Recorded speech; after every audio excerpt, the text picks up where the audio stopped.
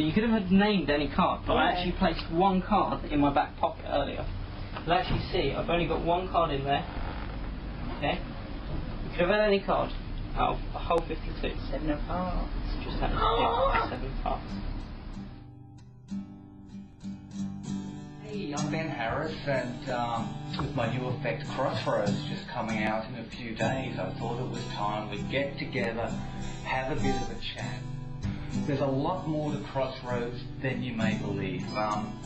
It's not one trick, it's not 2 tricks, it's not a dozen tricks. It's an entire system. It's a way of looking at a deck of cards using principles that date back to the late 1930s into the 40s. It has a rich history. It's just never quite been put together in this manner before. The basic effect is that what appears to be a pre-selected card vanishes from a deck that you've never touched. This card can then be reproduced from your pocket, from your wallet, wherever you like, from a position that you specify before the effect begins, and that adds an extra dimension. Something else that adds an extra dimension is the fact that the effect may be instantly repeated. After the first card vanishes from the deck and, let's say, appears in your wallet, you can propose, well, hey, what would have happened if you had chosen another number? If you had chosen another suit, and then you do it again without touching the deck. A second number is chosen, a second suit is decided upon, bang! It's gone again from your wallet, your pocket, wherever you decide and announce beforehand. So as you can see, there are a lot more layers to this. It cancels out at every step of the way. The fact that equivoke is used at one spot means nothing. It's a wonderful technique. To dismiss it because it is not new is ridiculous. As I say, Crossroads has elements that go back to the late 1930s, built on the shoulders of giants. So much can be done with this. You need to actually look at Crossroads like you would look at a musical scale with separate notes.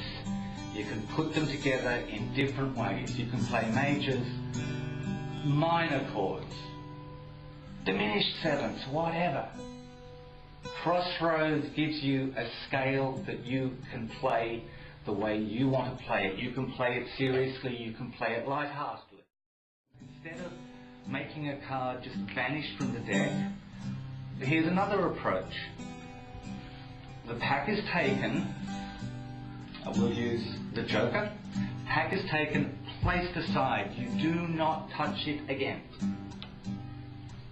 You have the joker. A card is selected, and we use the Crossroads process to do this, giving the illusion of a freely selected card.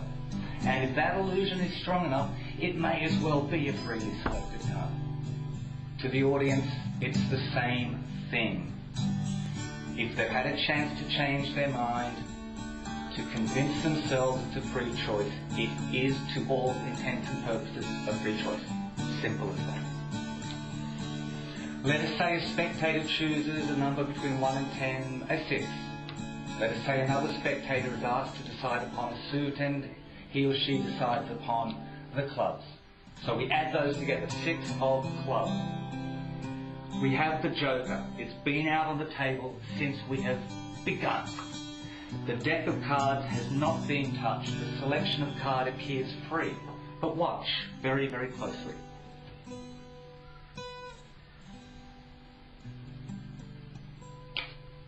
And the magic is done, ladies and gentlemen.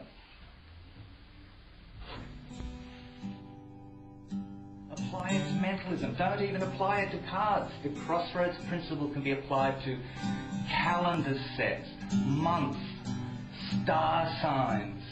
It's absolutely endless. So I hope you explore Crossroads.